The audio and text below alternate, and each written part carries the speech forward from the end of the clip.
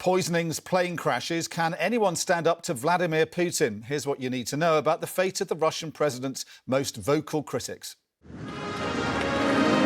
More than 20 years at the top and set for even longer, Vladimir Putin once again seems like an unstoppable force.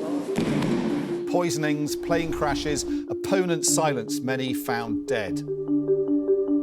We are not dealing with a politician, but with a bloody monster. These are the brave people who've dared to defy the Russian president and paid the price. Putin was blamed for high-profile assassinations from early on, among the first in October 2006. Journalist Anna Politkovskaya shot in the lobby of her apartment, a fearless human rights investigator and Kremlin critic. Her death a shock in Russia and the West. But a month later, now in London, former FSB agent Alexander Litvinenko was poisoned during a meeting with two Russian spies. He'd outspokenly accused Putin of corruption and blamed him for the infamous Moscow apartment bombings. 3 years later, Moscow lawyer Sergey Magnitsky died in jail after being beaten by guards after exposing fraud carried out by the Russian government involving hundreds of millions of dollars. Then in 2015, opposition leader Boris Nemtsov, a fierce critic of Putin, was shot. He'd been working on a report on Russia's role in the Ukraine conflict and was killed as he walked with his partner just outside the Kremlin.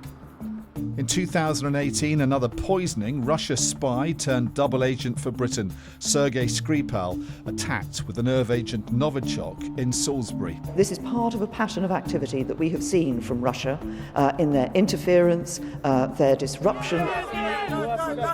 In June last year, astonishing pictures of Yevgeny Prigozhin marching his troops towards Moscow. Once chef and friend to Putin, now mercenary leader gone rogue. He'd become increasingly outspoken against Putin's handlings of the war in Ukraine. 2 months after his coup fizzled out, his plane crashed north of Moscow in mysterious circumstances. And most recently, Alexi Navalny, Putin's arch nemesis, whose YouTube exposés embarrassed the Russian leader. He was poisoned first with Novichok 4 years ago, then arrested on his return to Russia before dying in an Arctic labour camp last month. Officially, the Kremlin always denies involvement. In reality, with ruthless efficiency, the Putin regime has dispatched each and every threat to its rule, so far with utter impunity.